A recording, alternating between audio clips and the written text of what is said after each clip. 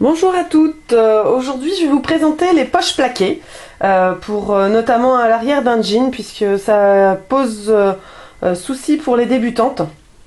Donc il s'agit simplement des poches arrière, vous savez, sur les jeans qu'on appose comme ça. Je vais vous présenter une méthode pour toutes ces poches qui sont arrondies et qui vous posent problème à poser et à arrondir correctement. Donc là il s'agit d'un modèle octobre, comme d'habitude vous me direz, et issu d'un numéro printemps 2013 qui est pour petites filles.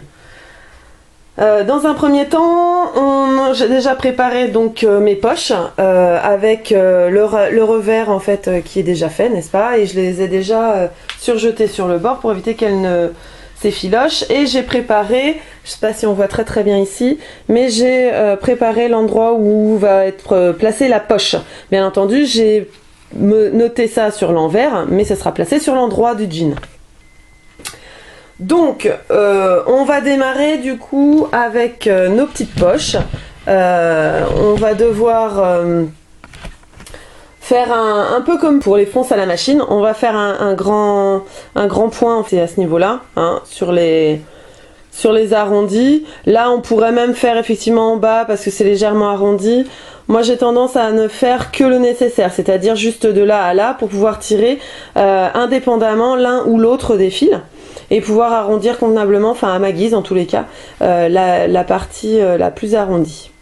Voilà, donc on va faire un point quand même relativement long et on baisse la tension du pied pour être sûr que ce soit bien lâche et permettre de pouvoir faire notre point. Ce point, comme pour les fronces d'ailleurs, on va la faire dans la marge de couture pour éviter que ce soit gênant par la suite.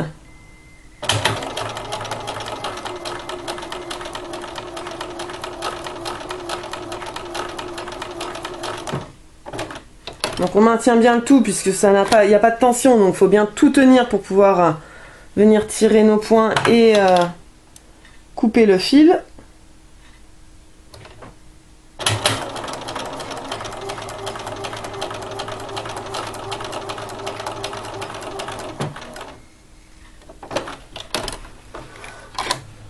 Hop. Ah oui. Alors ensuite, on va venir de la même manière qu'on a fait pour les fronces, si vous avez vu mon tuto, on va venir faire un nœud en fait, sur un des fils de canette. Alors celui que vous préférez, j'ai tendance à prendre celui du bas, mais ça c'est chacun qui voit. Donc là, avec le fer à repasser, vous allez venir plaquer comme ça les marges de couture.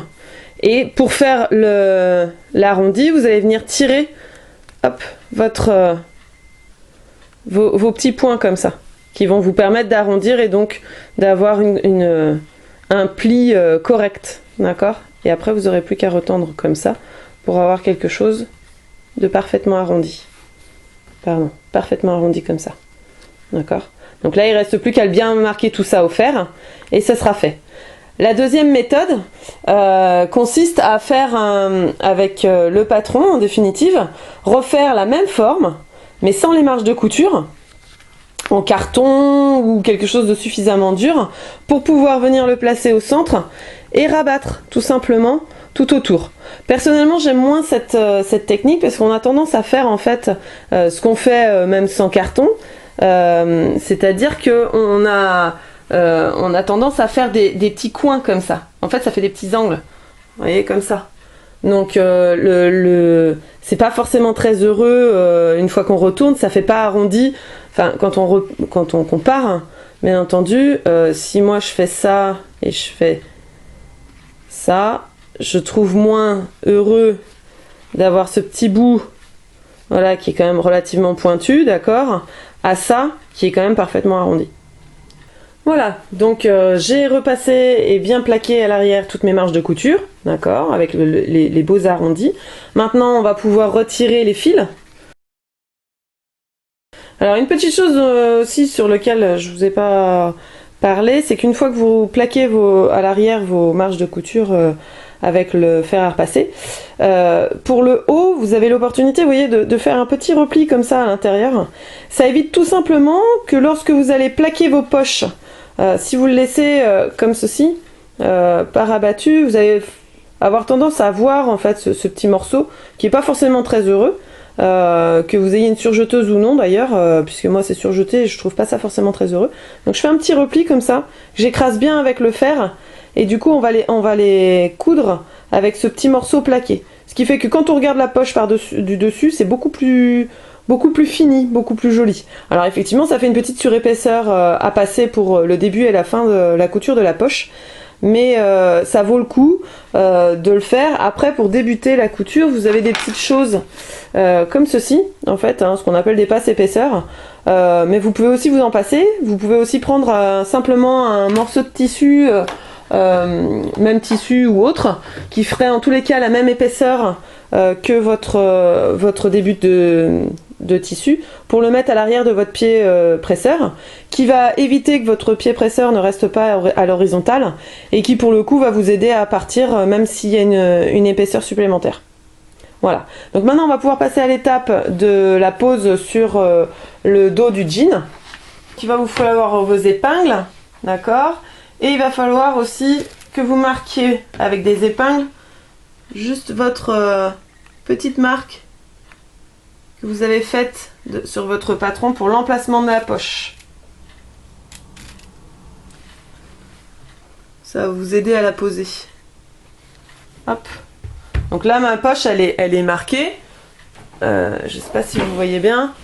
J'ai positionné mes épingles à ce niveau-là pour avoir ma poche. D'accord, l'emplacement.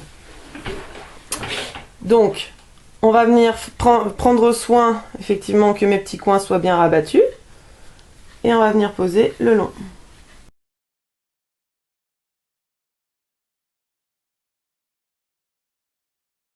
Mes poches sont posées, d'accord. Et là, le but, ça va être de venir remettre l'un sur l'autre, comme ceci. Et ici, de vérifier, voilà, qu'on soit au même niveau. Ce qui est le cas ici. Si vous le voyez très bien, mais du coup on les a bien au même niveau, d'accord. Donc c'est important de pouvoir vérifier ça juste avant de coudre.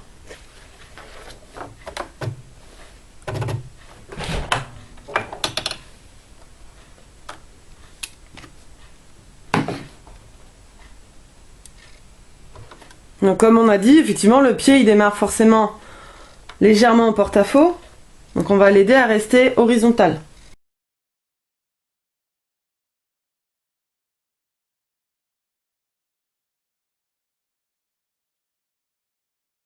Voilà, on a notre poche qui est plaquée et cousue. Donc après, vous avez le choix effectivement de faire une deuxième petite surpiqûre juste à côté, hein, histoire de compléter. Vous avez des petites fioritures supplémentaires ici pour que la poche tienne bien ou simplement pour faire joli. Donc là, c'est plus de l'esthétisme et puis selon vos habitudes et vos goûts que purement de la couture de la poche plaquée. Donc voilà, ça c'est fait. Je vous souhaite une bonne couture.